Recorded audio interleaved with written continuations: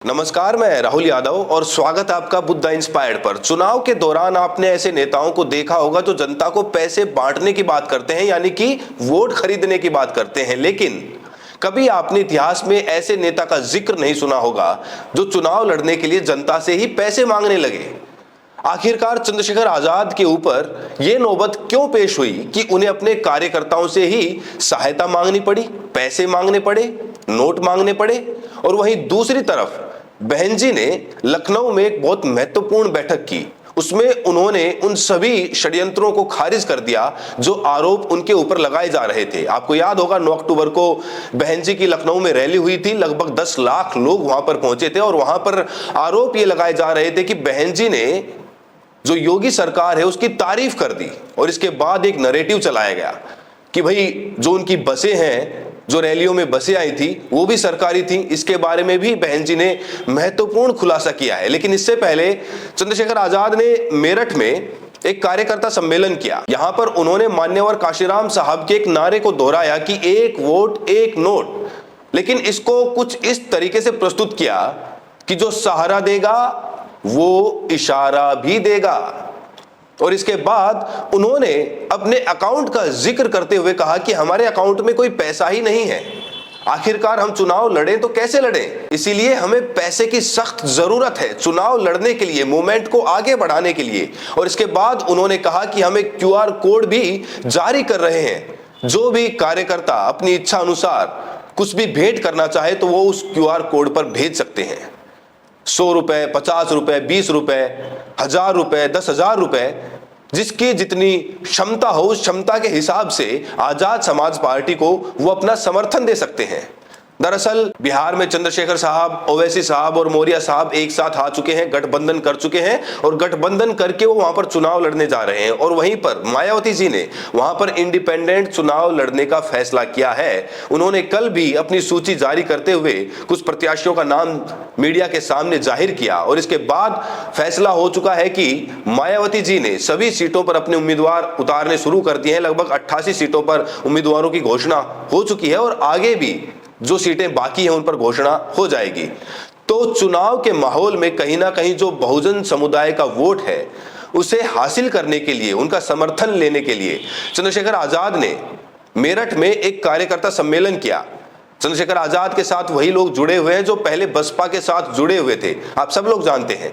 लेकिन उनके साथ प्लस पॉइंट यह है कि उनके साथ मुस्लिम वोटर भी जुड़ा है और नगीना इसका सबसे ताजा उदाहरण है। इसीलिए जो कार्यकर्ता सम्मेलन मेरठ में हुआ वहां पर चंद्रशेखर आजाद ने अपने अकाउंट का जिक्र करते हुए क्या कहा है आप खुद सुनिए। मैंने पार्टी का अकाउंट देखा और जब मैंने अकाउंट देखा तो मैं हक्का बक्का रह गया। मुझे ऐसा लगता है कि अगले 8-9 महीने के बाद पार्टी के ऑफिस का खाद उठाने की स्थिति में भी हम लोग नहीं। ये बड़ी, जब मैंने देखा मुझे बड़ी चिंता हुई कि पार्टी के ऑफिस का खर्च कैसे उठेगा। ये बड़ी तकलीफ की बात है। तो मैं आपको आज ये कह रहा हूं, इलाहाबाद में खड़े होकर साहब कहते थे जो सहारा देगा इशारा भी देगा। दुश्मन से सहारा लेके उसका काम करने के लिए मैदान में नहीं आए, ऐसी राजनीति कभी करेंगे नहीं, याद रखना मेरी बात। आंदोलन आपके सहारे पे, आपके लिए, आपको मुख्य धारा में लाने के लिए, आपके आंसू पहुंचने के लिए चल रहा है। शक्ति आपके लिए बनाई जा रही है। इसलिए आपसे कहना चाहता हूं, बारकोड जारी करूंगा 1-2 दिन के अंदर। चाहे 1 रुपया देना, चाहे 10 रुपये देना, जिसकी इतनी हिम्मत हो, किसी की 100 की, 200 की, 1000 की, 2000 कोई मजबूत हो, 10-20-50,000 रुपये देना, जैसे अभी उन्होंने दिए थे। लेकिन इतना कमजोर मत छोड़ देना कि कुछ काम में कटौती करनी पड़े। काम में कटौती की जा सकती है, इसके अलावा कोई रास्ता नहीं। भाई अब 20 जगह जाते हैं, 15 जगह जाते हैं महीने में, फिर 5 जगह जाएंगे। अब ट्रेन से जाते हैं, फिर ट्रेन से जाएंगे, समय कम ज्यादा रहेगा। लेकिन ऐसा नहीं होगा कि किसी भी चीज की कमी के कारण आंदोलन से समझौता हो जाएगा। ऐसा कभी नहीं होगा, ना विचार से समझौता होगा, ना आंदोलन से समझौता होगा। तो दोस्तों, चंद्रशेखर आजाद अपने कार्यकर्ताओं से न सिर्फ वोट करने की अपील कर रहे हैं आजाद समाज पार्टी को, बल्कि वो पार्टी के अकाउंट में नोट भी डालने की बात कह रहे हैं। कि जितने भी सक्षम लोग हैं, जो भी कुछ सहायता कर सकते हैं, उन्हें आगे आना चाहिए और हमारी सहायता करनी चाहिए।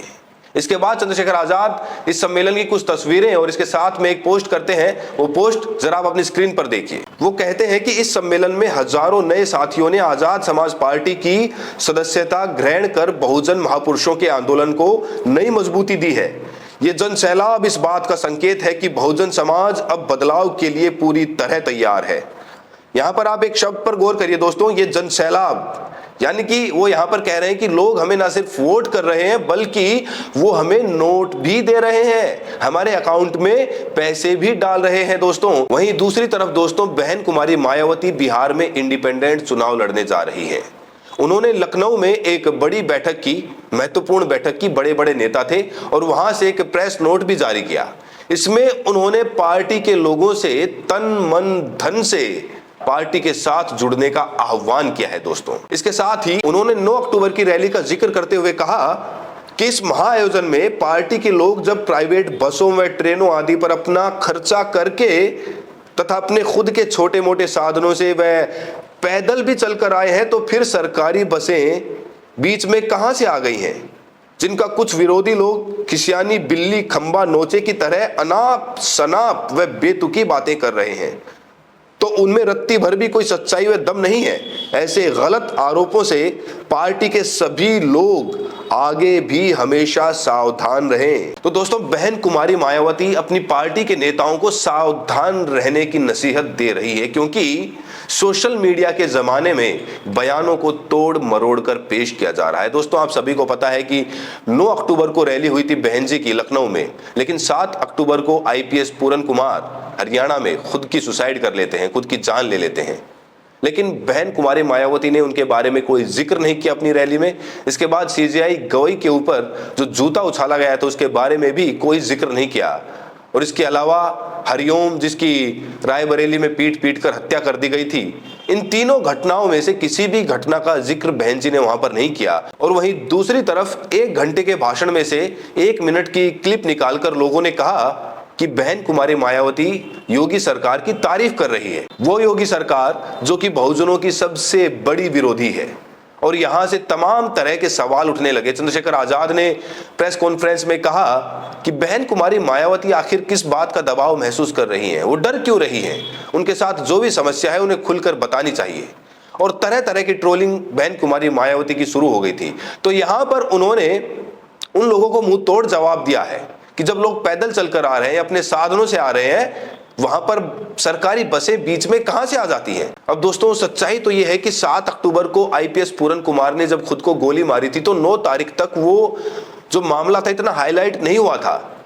इसीलिए बहन कुमारी मायावती के पास शायद इसकी इंफॉर्मेशन नहीं थी। यही अनुमान जो बीएसपी के लोग हैं, समर्थक हैं, वो लगा रहे हैं। लेकिन इसके अलावा जो सीजेआई पर जूता फेंकने का मामला था या फिर हरिओम का मामला था, वो मामले काफी पुराने हो गए थे। तब तक वो मीडिया में पूरी तरह से छा चुके थे, लेकिन बहन जी ने इनका भी वहां पर कोई जिक्र नहीं किया था। अब दोस्तों, सबसे बड़ी बात यह है कि 2026 में पंचायत चुनाव यूपी में होने वाला है, बिहार में अभी हो जाएंगे, 11 तारीख को खत्म हो जाएंगे, 13 को रिजल्ट भी आ जाएंगे। और वहां पर भी बहुजन समाज आपस में ही टकरा रहा है। आखिरकार बहुजनों के सामने सबसे बड़ी समस्या तो यही है कि वो जाए तो जाए किसके साथ। एक तरफ चंद्रशेखर आजाद है तो दूसरी तरफ मायावती जी हैं। वहीं चंद्रशेखर आजाद के साथ मुस्लिम वोटर भी हैं और कहीं ना कहीं AIMIM पार्टी ओवैसी साहब की जब उनके साथ आ गई तो और ज्यादा समर्थन उनको वहां पर मिलेगा। लेकिन दूसरी तरफ बसपा का ग्राफ अगर देखें तो अभी तक मुस्लिम बसपा से उस तरह से नहीं जुड़ पाए हैं। तो बहुजनों के सामने सबसे बड़ी चुनौती यह है कि आखिरकार वो जाएं तो किसके साथ जाएं, और यही सबसे बड़ा सवाल है उनके सामने। दोस्तों, आपको क्या लगता है, आपकी प्रतिक्रिया क्या है? कौन है बहुजन समाज का सच्चा हितैषी? कौन सा नेता, चंद्रशेखर आजाद या बहन कुमारी मायावती, या फिर दोनों मिलकर एक साथ चुनाव भी लड़ सकते हैं? क्या बिहार में गठबंधन होना चाहिए था? बहन कुमारी मायावती को भी इस गठबंधन का हिस्सा बनना चाहिए था? आपकी प्रतिक्रिया हमें जरूर दें और साथ में यह भी बताएं कि आप ये वीडियो देश के किस कोने से देख रहे हैं। बहुत बहुत शुक्रिया।